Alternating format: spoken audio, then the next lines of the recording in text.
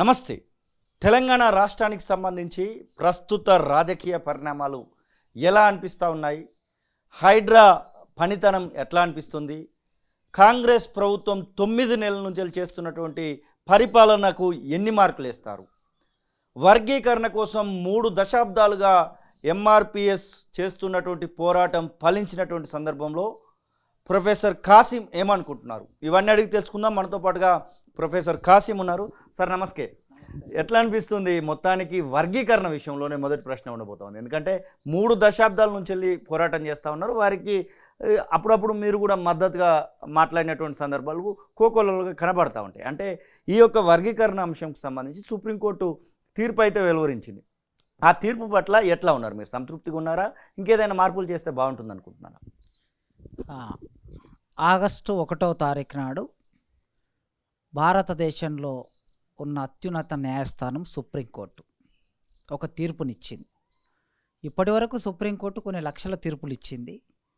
అందులో వర్గీకరణ మీద వచ్చినటువంటి తీర్పు ఇవాళ దేశవ్యాప్తంగా చర్చనీయాంశం అయింది. ఎందుకు సుప్రీంకోర్టు ఈ తీర్పు ఇచ్చింది? ఈ తీర్పు ఇచ్చిన నేపథ్యంలో దేశంలో ఇది ఎందుకు చర్చనీయాంశంగా మారుతుంది అనేది మనం మీ తొలి వెలుగు ఛానల్ సమాజంలో గొంతు లేని వాళ్ళ వైపు నిలబడి మాట్లాడుతున్న ఛానల్ కనుక మీ ఛానల్ను చూసే ప్రేక్షకులందరికీ సుప్రీంకోర్టు ఇచ్చిన తీర్పు పట్ల ఒక స్పష్టమైన అవగాహన ఇవ్వవలసిన బాధ్యత కూడా మీ మీద నా మీద ఉన్నది. ఆ కోణంలో చూసినప్పుడు 1994 జూలై 7వ తారీఖు నాడు మాదిగ దండోరా ఏర్పడింది. దీన్ని మాదిగ రిజర్వేషన్ పోరాట సమితి అని ఒక సంఘం రూపొందింది. ఈ సంఘానికి మందకృష్ణ మాదిగ నాయకుడిగా ఉన్నాడు. ప్రకాశం జిల్లా ఈదుమూడి అనే గ్రామంలో ఇది ప్రారంభమైంది. ఆ రోజు నుంచి మొదలుపెట్టి 30 ఏండ్ల పోరాటం జరుగుతూ ఉన్నది. మొన్న 2024కి ఇది 30 ఏండ్లు అయ్యింది. ఈ 30 ఏండ్ల పోరాటంలో ఏమడుగుతున్నారు వాళ్ళు? ఎందుకు ఈ ఉద్యమం మొదలైంది అని ఆలోచిస్తే ఎస్సీలకి 15% రిజర్వేషన్ రాజ్యాంగం ఇచ్చింది. ఈ 15% రిజర్వేషన్లో ఎస్సీలు అనగానే ఈ మొత్తం సమాజానికి తెలిసేది మాలలు మాదిగలని తెలుస్తారు. ఈ 2 కులాలే తెలుసు ఎస్సీలు అంటే. కానీ ఎస్సీలలో ఇంకొక 59 కులాలు తెలుగు నేల మీద ఆంధ్రప్రదేశ్లో ఇటు తెలంగాణలో కలిపి 2 రాష్ట్రాల్లో 59 కులాలు ఉంటాయనే విషయం బయటి ప్రపంచానికి తెలియదు చాలామందికి. ఈ 15% రిజర్వేషన్ను 1950 నుంచి 2024 వరకు ఎవరు ఉపయోగించుకుంటున్నారు అంటే ఈ 15% రిజర్వేషన్ను కొద్దిగా ముందు చదువుకున్నటువంటి మాలలు ఎక్కువగా ఉపయోగించుకున్నారు. కొద్దిగా లేటుగా చదువుకున్న మాదిగలు తక్కువగా ఉపయోగించుకున్నారు. మాలలు ఉపయోగించుకున్నారు, మాదిగలు ఉపయోగించుకున్నారు. ఉపయోగించుకోవడంలో తారతమ్య భేదాలు ఉన్నాయి, అంతే తేడా. వాళ్ళు ఒక 60% మాలలు 60% ఉపయోగించుకుంటే మాదిగలు 40% ఉపయోగించుకున్నారు. కొన్ని డిపార్ట్మెంట్లో మాలలు 70% ఉపయోగించుకుంటే మాదిగలు 30% ఉపయోగించుకున్నారు. కొన్ని చోట్ల 80% మాలలు ఉపయోగించుకుంటే మాదిగలు 20%. ఈ తేడా ఉంది, కానీ ఉపయోగించుకున్నారు. కానీ వర్గీకరణ ఉద్యమం అనేది దండోరా, మాదిగ దండోరా ఏం నినాదం ఇచ్చిందంటే 15% రిజర్వేషన్ అసమాన పంపిణీ జరిగింది. ఈ అసమ పంపిణీ సరిచేయాలంటే బీసీలలో ఏ విధంగా అయితే ఏబిసిడి అనే గ్రూపులు ఉన్నాయో బీసీ కులాలన్నిటికి సంబంధించి 93 కులాలు మన తెలుగు నేల మీద ఉంటే ఈ 93 కులాలకి 27% రిజర్వేషన్ ఉంటే ఈ 27% రిజర్వేషన్ను అన్ని కులాలకి సమానంగా పంపిణీ చేశారు. ఉదాహరణకి చాకలోళ్ళు మంగళోళ్ళు ఉన్నారు. వాళ్ళు బాగా వెనుకబడిన వాళ్ళు కనుక, వృత్తులు కలిగిన వాళ్ళు కనుక వాళ్ళని ఏ గ్రూప్లో పెట్టిండ్రు. తర్వాత గౌళ్ళు యాదవులు ఉన్నారు. వీళ్ళు కొద్దిగా ఆర్థికంగా వెసులుబాటు ఉన్న వాళ్ళు కనుక, వ్యాపార సంబంధించిన వృత్తులు కనుక వీళ్ళని తీసుకొచ్చి బి గ్రూప్లో పెట్టిండ్రు. ముదిరాజులు ఉన్నారు, వీళ్ళని తీసుకెళ్ళి డి గ్రూప్లో పెట్టిండ్రు. ఇట్లా ఆయా కులాల సామాజిక ఆర్థిక నేపథ్యాన్ని బట్టి గ్రూపులుగా విభజించారు బీసీ రిజర్వేషన్. సరిగ్గా అదే పద్ధతిలో ఎస్సీ రిజర్వేషన్ను కూడా 15% విభజించి డక్కలొళ్ళు, సిందొళ్ళు, మాస్టోళ్ళు, బుడగ జంగాలు, బైండ్లోళ్ళు, బ్యాగరోళ్ళు ఇట్లాంటి చాలా కులాలు 59 కులాలు ఉన్నాయి. ఈ కులాలు 15% రిజర్వేషన్ను ఉపయోగించుకోలేకపోయాయి. ఎందుకు ఉపయోగించుకోలేదంటే మాల మాదిగలతో పోటీ పడే సామాజిక నేపథ్యం వాళ్ళకు లేదు. ఆర్థిక నేపథ్యం వాళ్ళకు లేదు, విద్యాపరమైన నేపథ్యం వాళ్ళకు లేదు కనుక సంచార కులాలుగా తర్వాత కొన్ని కళాకారులుగా ఉండి సింధు భాగవతం చెప్తారు మన ఊళ్ళల్లో మనం చూస్తాం. డక్కలొళ్ళు కూడా జాంబో పురాణం చెప్తూ ఉంటారు. బైన్లొళ్ళు మాదిగలకు పూజాలుగా ఉంటారు. అంటే దాసర్లు మాలలకు పూజాలుగా ఉంటారు. ఇట్లా వాళ్ళ వృత్తులు ఉండటం మూలంగా వాళ్ళు చదువులోకి రాలేకపోయారు. ఇది ఒక పెద్ద అసమానతను సృష్టించింది. ఈ అసమానత పోవాలి, అందరికీ సమానంగా 15% రిజర్వేషన్ పంపిణీ జరగాలని మాదిగ దండోరా ఉద్యమం 94లో మొదలై పోరాటాన్ని చేసింది. ఈ పోరాట ఫలితంగా 94 నుంచి 95, 96, 97 వచ్చే నాటికి లక్షలాది మంది ప్రజలు హైదరాబాదును ముట్టడించి ఆనాడు చంద్రబాబు నాయుడు ముఖ్యమంత్రిగా ఉన్నప్పుడు ప్రభుత్వం మీద పోరాటం చేసి వర్గీకరణ తెచ్చుకున్నారు. 2000 సంవత్సరం నుంచి వర్గీకరణ అమలైంది. 2000 నుంచి 2004 వరకు 4 నవంబర్ వరకు అమలైంది. 4 ఏళ్ళు అమలైంది. నేను ప్రతి సందర్భంలో చెప్తున్నా, నా బాధ్యత కూడా ఆ వర్గీకరణ చట్టం అమలైన కాలంలో ఉద్యోగం పొందినటువంటి వాడిని నేనే కాదు, నాలాంటి వాళ్ళు చాలామంది ఉద్యోగం పొందారు. ఒకవేళ అప్పుడు కనుక వర్గీకరణ అమలు కాకపోతే మీరు ఇప్పుడు ఉద్యోగం ఉండకపోవచ్చు అనేటువంటి ఆ యొక్క ఆవేదన కూడా చెప్తా ఉన్నారా? ఖచ్చితంగా. నాతో పాటు ఉన్నటువంటి ఇతర సామాజిక వర్గాల్లో ఉన్న వాళ్ళు ఎవరైతే పోటీలో ఉంటారో ఆ పోటీలో ఉన్నటువంటి వాళ్ళ సందర్భంలో వెనక్కి నెట్టే అవకాశం ఉంటుంది. అఫ్ కోర్స్ ఇప్పుడు కొద్దిమంది, నేను ఇదే విషయాన్ని ఇంకొక ఛానల్లో సిగ్నేచర్ సంథింగ్ ఛానల్ చెప్పినప్పుడు కింద కామెంట్స్ చాలామంది పెట్టారు. కొన్ని వందల కామెంట్స్ చూశాను, ఏం చెప్తున్నా చూద్దామని. ఏం పెట్టారంటే, సార్ మీరు వర్గీకరణ అయినా కాకపోయినా మీకు ఉద్యోగం వచ్చేటటువంటి ప్రతిభ ఉంది అనే మాట చాలామంది కామెంట్స్ పెట్టారు. అయితే నేను ఇది ఎందుకు చెప్తున్నానంటే, పర్టికులర్గా ఎందుకు చెప్తున్నానంటే, సామాజిక న్యాయం జరగటం మూలంగా అన్ని వర్గాలు సమతుల్యంగా ముందుకు వస్తారనే ఉద్దేశంతో మాత్రమే చెప్తున్నా. కనుక 2000 సంవత్సరం నుంచి 2004 వరకు ఇది అమలైంది. 2005లో 4 నవంబర్లో 5వ తారీఖు నాడు సుప్రీంకోర్టు కొట్టేసింది. ఆ రోజుల్లో ఏమని కొట్టేసింది? ఆర్టికల్ 341 భారతదేశ రాజ్యాంగంలో ఒకటి ఉంది. ఈ ఆర్టికల్ ఏం చెప్తుందంటే, ఎస్సీ కులాలని ఎవరినైనా సరే షెడ్యూల్డ్ క్యాస్ట్ అంటాం కదా, ఒక జాబితాది. ఈ జాబితాలోకి కొత్త కులాన్ని చేర్చాలన్నా ఉన్న కులాన్ని తీసేయాలన్నా పార్లమెంటు సమావేశమై అన్ని రాష్ట్రాల అభిప్రాయాలను తీసుకొని కొంత మెజార్టీ తీసుకొని పార్లమెంటే రాజ్యాంగాన్ని సవరణ చేయాలి అని చెప్తుంది. దేనికోసము? కులాన్ని తీసివేయాలంటే, కులాన్ని చేర్చాలంటే. ఇంక్లూజివ్ అండ్ ఎక్స్క్లూజివ్ అని ఉంది అందులో. ఇది 341 ఆర్టికల్ చెప్తుంది. ఈ ఆర్టికల్ ప్రకారము ఎస్సీ రిజర్వేషన్ 15% ఎస్సీ రిజర్వేషన్ ABCDలుగా విభజించటం న్యాయసమ్మతం కాదు అని ఆనాడు సుప్రీంకోర్టు 5 మంది జడ్జీలు కొట్టేశారు. సరే, అయిపోయింది. దాని మీద MRPS మందకృష్ణన్న వీళ్ళందరూ కోర్టుకు వెళ్ళారు. పంజాబ్ గవర్నమెంట్ కోర్టుకు వెళ్ళింది, హర్యానా గవర్నమెంట్ కోర్టుకు వెళ్ళింది, తమిళనాడు గవర్నమెంట్ కోర్టుకు వెళ్ళింది. వీళ్ళందరి పిటిషన్స్ కోర్టులో ఉన్నాయి. ఈ పిటిషన్స్ 2005 నుంచి అట్లా సాగుతూ వస్తున్నాయి. మొన్న ఆ పిటిషన్స్ను విచారించినటువంటి కోర్టు 2022లో విచారించి మళ్ళీ 5 మంది జడ్జీలు, దీన్ని కొట్టేసింది 5 మంది జడ్జీలే. మళ్ళీ 5 మంది జడ్జీలు ఏం చేశారంటే, దాన్ని విచారించిన తర్వాత లేదు ఆనాడు జడ్జీలు పొరపాటు పడినరు, ఇది సరైంది కాదు. రాజ్యాంగము 341 ఏం చెప్తుందంటే, కొత్త కులాన్ని చేర్చడం, ఒక కులాన్ని తీసివేయటం చెప్తుంది తప్ప వర్గీకరణ చేయొద్దని 341 చెప్పటం లేదు అని స్పష్టంగా వాళ్ళు చెప్పి ఆనాడు ఇచ్చిన తీర్పును కొట్టేశారు. కొట్టేసిన తర్వాత ఏమన్నారు వీళ్ళు? మొదలు వచ్చిన తీర్పును కొట్టేసింది 5 మందే, వాళ్ళ తీర్పును కొట్టేస్తున్నది మేము 5 మందే. కనుక ఇప్పుడు ఏం కావాలి? మా తీర్పు చెల్లుబాటు కావాలంటే ఇది సంఖ్య పెరగాలని చెప్పేసి రాజ్యాంగ ధర్మాసనానికి దీన్ని రికమెండ్ చేస్తున్నాం, చీఫ్ జస్టిస్ గారికి రికమెండ్ చేస్తున్నాం అన్నారు. ఆ విధంగా రికమెండ్ చేశారు.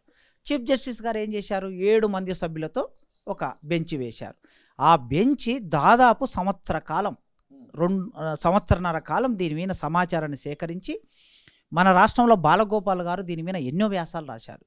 బాలగోపాల్ గారి వ్యాసాలు, తర్వాత కొన్ని NGOలు చేసిన రిపోర్ట్లు, ప్రభుత్వం చేసినటువంటి లెక్కలు, వీటన్నిటిని సేకరించి సుప్రీంకోర్టు స్టడీ చేసి ఈ 7 మంది ధర్మాసనం, రాజ్యాంగ ధర్మాసనం, వీళ్ళు ఏం తీర్పిచ్చారంటే, ఆనాడు ఏ తీర్పు అయితే వర్గీకరణ తీర్పును కొట్టేసిందో సుప్రీంకోర్టు 2004లో, అది తప్పు, దాన్ని మేము కొట్టేస్తున్నాం. రాష్ట్రాలు వర్గీకరణ చేసుకోవడానికి 100% రాష్ట్రాలకి అధికారం ఉంది. 341 ఆర్టికల్కు వర్గీకరణకి ఏమాత్రం సంబంధం లేదు. ఆనాడు జడ్జీలు ఒక రకంగా చెబితే ఏదో మిస్లీడ్కు గురయ్యారని ఒక మాట వాడారు తీర్పులో. ఆనాడు జడ్జీలు ఏదో మిస్లీడ్కు గురై ఇచ్చారు అని చెప్పి, ఇంకా ఏమాట మాట్లాడినంటే వాళ్ళు కల్పిత గాథ అంటాం మనం. మైథాలజీ అంటే ఇప్పుడు కొన్ని కథలు చెప్తూ ఉంటారు. ఒక మైథాలజీ లాంటి ఒక కల్పిత గాథని తీర్పులో రాసి ఆ తీర్పును అమల్లోకి తీసుకొచ్చారు. దానివల్ల చాలా నష్టం జరిగింది. కనుక మేము చెప్తున్నది 6 మంది ఏకగ్రీవంగా చెప్పింది ఏమిటంటే 341 ఆర్టికల్కు సంబంధం లేదు. నెంబర్ 1 క్లియర్గా చెప్పారు వాళ్ళు. నెంబర్ 2 రాష్ట్రాలే వర్గీకరణ చేసుకోవచ్చు. నెంబర్ 3 ఎట్లా చేసుకోవాలి అది కూడా చెప్పారు. ఎట్లా చేసుకోవాలంటే ఆ రాష్ట్రంలో ఎస్సీ కులాల జనాభా ఎంత ఉందో గణన చేయాలి, జనగణన చేయాలి. ఈ జనగణన చేసిన తర్వాత వాళ్ళ విద్యా పరిస్థితి ఏంటి, వాళ్ళ రాజకీయ పరిస్థితి ఏంటి, వాళ్ళ ఆర్థిక పరిస్థితి ఏంటి, వాళ్ళ సామాజిక పరిస్థితి ఏమిటి అనేది సమాచారాన్ని సేకరించాలి. ఈ సమాచారాన్ని ప్రభుత్వం సేకరించి వర్గీకరణ చేయాలి. ఈ 3 విషయాలు చెప్పింది, ఇంకేం లేవు అందులో. కన్ఫ్యూజన్ పరమైన విషయాలు చాలా క్లారిటీగా సుప్రీంకోర్టు 341 ఆర్టికల్కి సంబంధం లేదు, రాష్ట్రాలు వర్గీకరణ చేసుకోవచ్చు, వర్గీకరణ చేయడానికి ఒక కమిషన్ వేసి ఆ కమిషన్ నుంచి డాటా సేకరించి డాటాని ఆధారంగా చేయాలి అన్నది.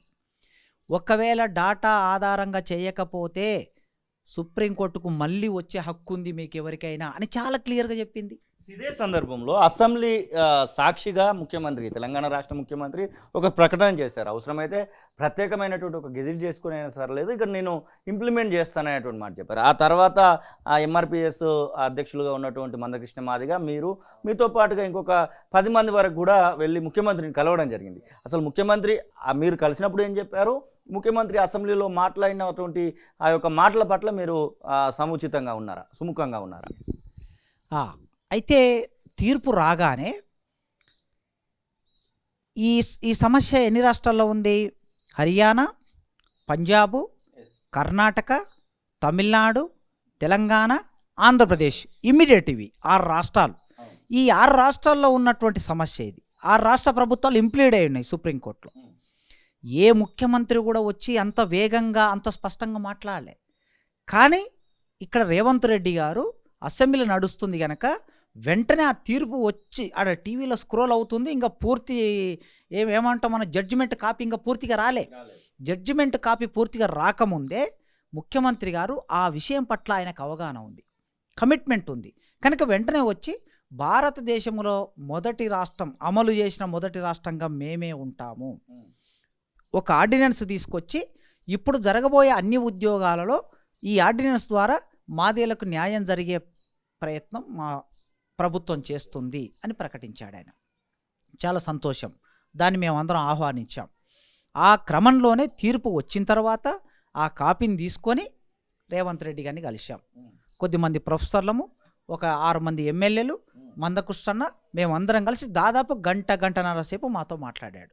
ఇదే విషయమైన పర్టికులర్గా దీనికి ఏం సమస్యలు ఉన్నాయి, దీన్ని ఎట్లా ముందుకు తీసుకెళ్ళాలి ఏమిటన్నప్పుడు మేము చాలా విషయాలు మాట్లాడితే ఆయన స్ట్రేట్ ఫార్వర్డ్ ఒకటే విషయం అన్నాడు. ఏమన్నాడంటే మాదిగలకు సంబంధించిన ఇది నేను ఇవాళ కొత్తగా చేస్తున్నది కాదు. 2000 సంవత్సరంలోనే ఆల్రెడీ ఒక జీవో వచ్చి ఉన్నది. ఆనాడు కొన్ని సాంకేతిక కారణాలు సుప్రీంకోర్టు కొట్టేసింది, మళ్ళీ ఇప్పుడు సుప్రీంకోర్టు అనుకూలంగా ఇచ్చింది కనుక ఒక ప్రాతిపాదిక ఏర్పడి ఉంది. ఇక్కడ ప్రాతిపాదిక ఏర్పడి ఉన్న చోట ఒక కమిషన్ వేసి లేకపోతే మంత్రులతో ఒక సబ్ కమిటీ వేసి దాన్ని సమాచారం సేకరించి ఇమీడియట్గా నేను చేయడానికి సిద్ధంగా ఉన్నాను. అయితే ప్రభుత్వం అన్నప్పుడు ప్రభుత్వం ఒక పద్ధతి ప్రకారం వెళ్ళాలి కనుక దానికి సంబంధించినటువంటి ప్రయత్నాలు మేము చేస్తున్నామని చెప్పి మాకు హామీ ఇచ్చాడు. ఆయన చాలా క్లారిటీగా ఉన్నాడు విషయం పట్ల. రెండవది, సమాజంలో రాజ్యాంగ ఫలాలు అందరికీ సమానంగా అందాలి అనేది మా పార్టీ కోరుకుంటుందని చెప్తున్నాడు ఆయన. కాంగ్రెస్ పార్టీ ఉత్తరప్రదేశ్లో కాంగ్రెస్ పార్టీ ఎన్నికల మేనిఫెస్టోలో ఇది ఉంది, వర్గీకరణ అంశం. ఎస్సీ రిజర్వేషన్ ఫలాలు అందరికీ సమానంగా పంపిణీ జరగాలని ఉత్తరప్రదేశ్. పంజాబ్లో నిజానికి ఇవాళ పంజాబ్ సమస్య మన ముందుకు వచ్చింది కదా, అక్కడ కాంగ్రెస్ గవర్నమెంట్ అధికారంలో ఉన్నప్పుడే వర్గీకరణ చేసింది. హర్యానాలో వాళ్ళ పార్టీ మేనిఫెస్టోలో ఉంది.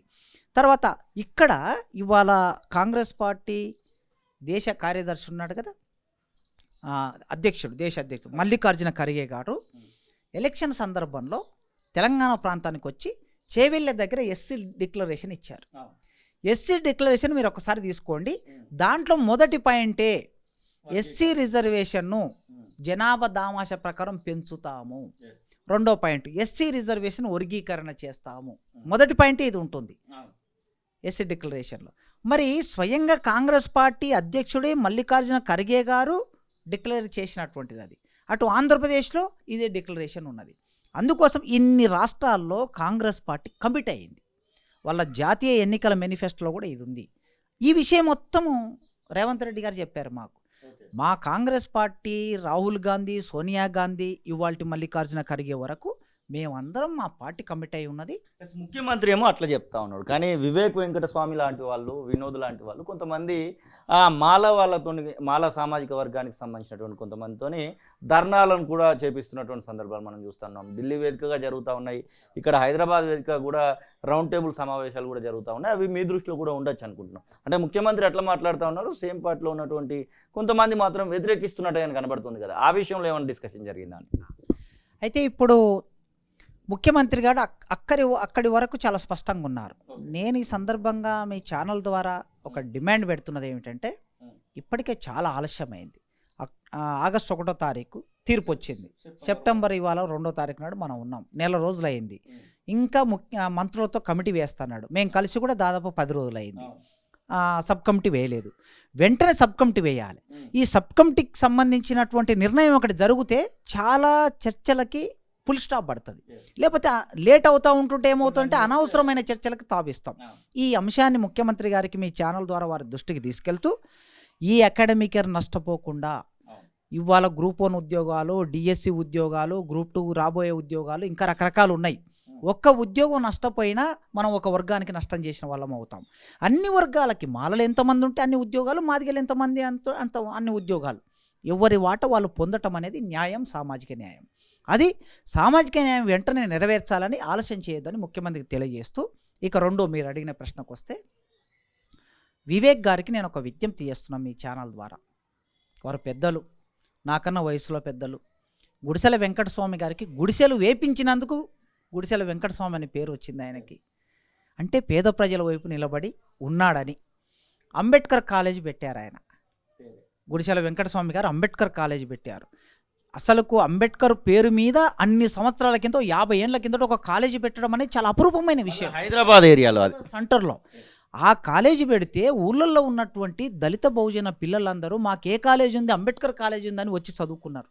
ఆయన విద్యాధ్యానం చేశారు. ఆయన పార్లమెంటేరియన్గా పనిచేశారు. చాలా పెద్ద మనిషి. ఆయన కడుపులో పుట్టినటువంటి వెంకటస్వామి గారు, ఆయన కడుపులో పుట్టిన వివేక్ గారు, వినోద్ గారు, వాళ్ళు నాకు వ్యక్తిగతంగా తెలుసు. ఇవాళ ఇద్దరు ప్రజాప్రతినిధులు. ఓకే, ఇద్దరు ప్రజాప్రతినిధులు. చెన్నూరు నియోజకవర్గంలో 40,000 ఓట్లు మాదిగల ఓట్లు ఉన్నాయి. 40,000 ఓట్లు మాదిగలు వేయకుండానే వివేక్ గారు గెలవలేదు కదా. అట్లే బెల్లంపల్లిలో కూడా మెజార్టీ ఓట్లు మాదిగలు ఉన్నాయి. అక్కడ మాదిగలు వేయకుండానే అక్కడ వినోద్ గారు గెలవలే, ఇక్కడ వివేక్ గారు గెలవలేదు కదా. కనుక మీరు సముచితంగా ఆలోచించండి, పెద్ద మనసులుగా ఆలోచించండి. సుప్రీంకోర్టు తీర్పిచ్చింది. 30 ఏళ్ళ నుంచి మన మధ్యన ఒక రకంగా మాల మాదిగల మధ్యన ఇది భావాల పరమైనటువంటి విభజన ఏర్పడి ఉంది. ఆ విభజన పోవాలంటే మీరే ముందుకొచ్చి ముఖ్యమంత్రి గారిని కలిశారు. కలిసినప్పుడు వాటిని విఘాతం కలిగించకుండా, అయ్యా ముఖ్యమంత్రి గారు, మేమెంత జనాభా ఉన్నారో మా లెక్కలు తీయండి, వాళ్ళు ఎంత జనాభా ఉన్నారో వాళ్ళ లెక్కలు తీయండి, లెక్కలు తీసి అందరికీ సమానంగా పంచండి అని మీరు ఓపెన్గా ప్రెస్ మీట్ పెట్టి చెప్పండి.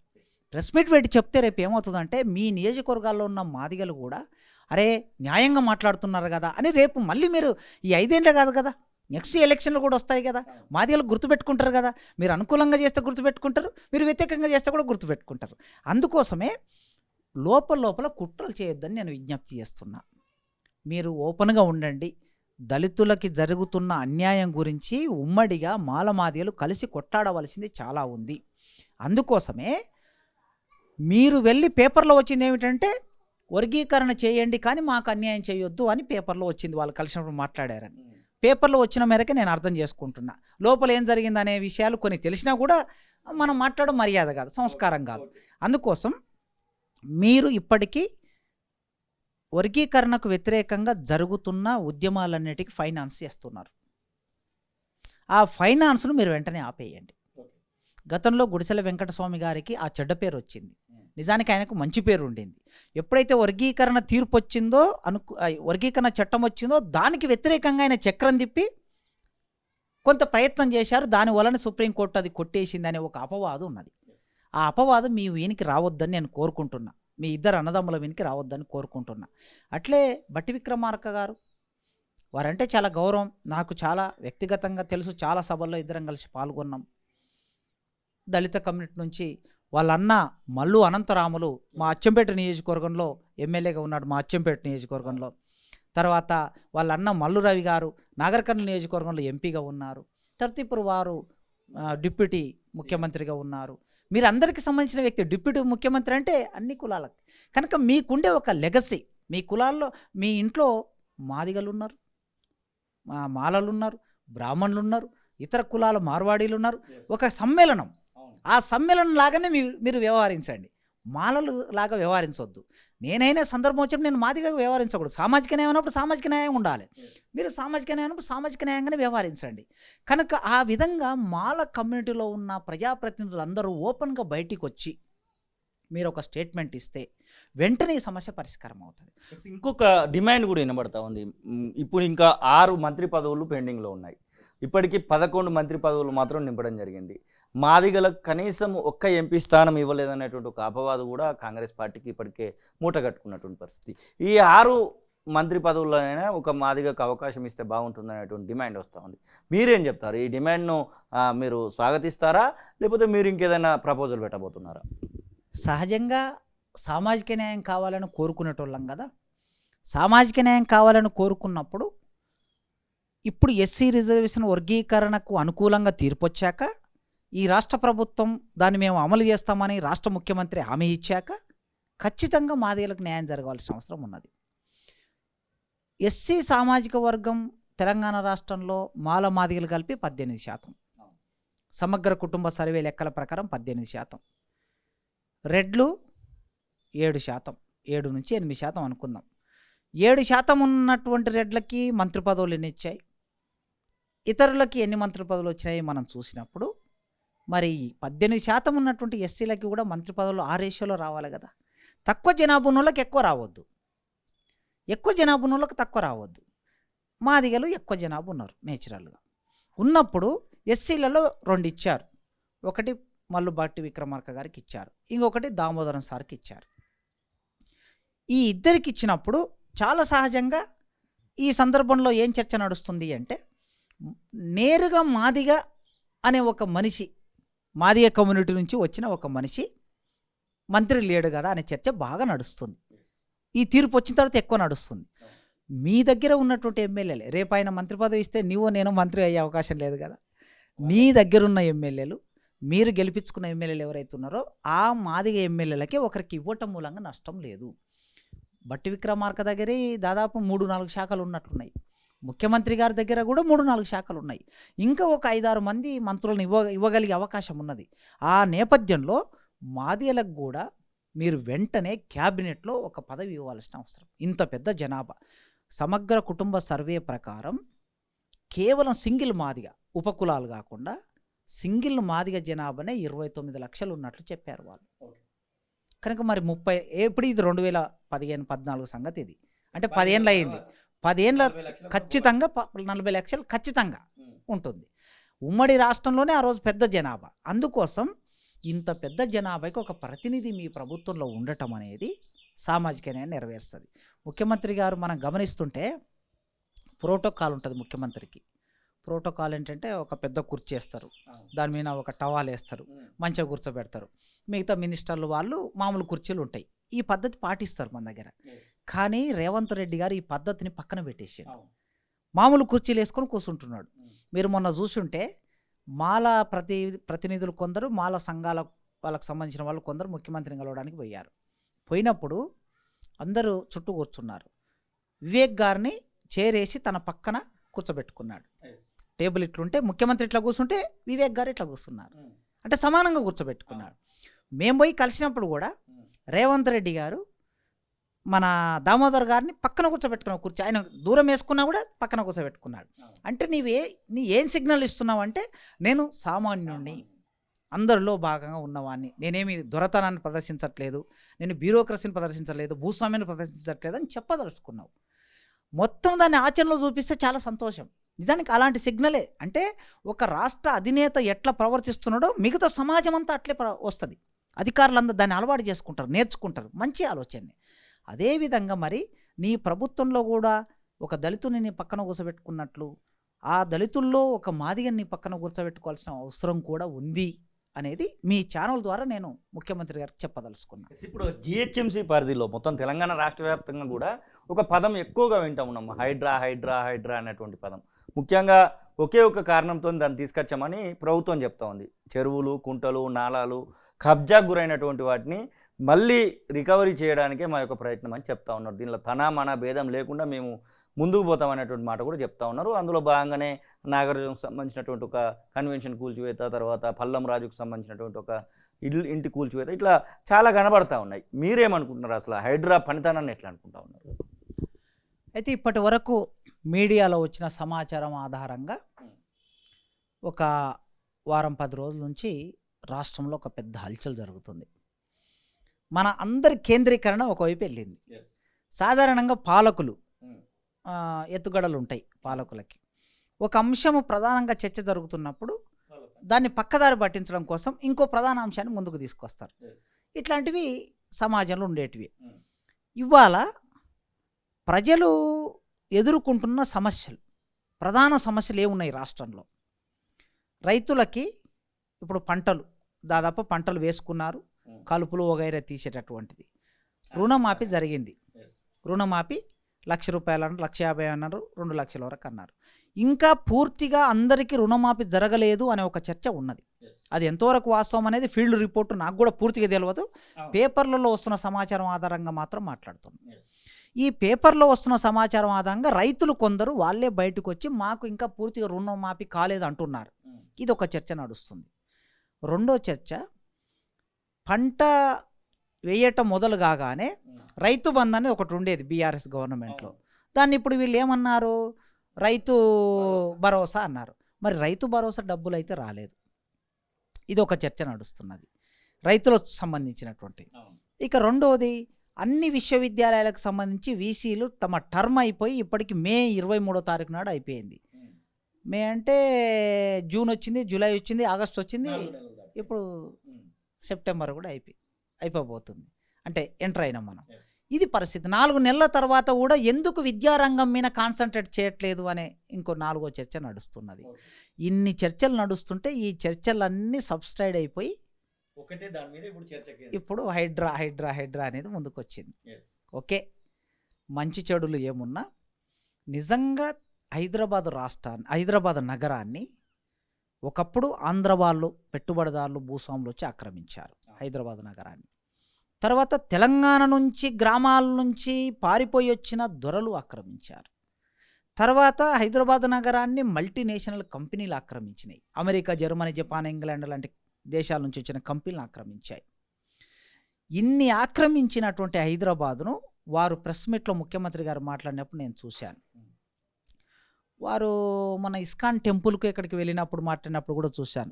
భగవద్గీతలో చెప్పారు, అదే చేస్తున్నా అన్నాడు. మరి భగవద్గీతలో చెప్పిన చాలా పనులు చేస్తాడేమో నాకు తెలియదు. అవన్నీ చేస్తే మరి సమాజానికి సమస్య ఏర్పడుతుంది. అయితే హైడ్రా వరకే మనం పరిమితం అయితే వారు ఏం మాట్లాడారంటే, హైదరాబాదు గొప్ప నగరం, హైదరాబాదు సుందరమైన నగరం, హైదరాబాదు ప్రశాంతమైన వాతావరణం ఉండే నగరం, హైదరాబాదులో నడి బొడ్డులో నుంచి ఒక నది వెళుతూ ఉన్నది, మూసీ నది.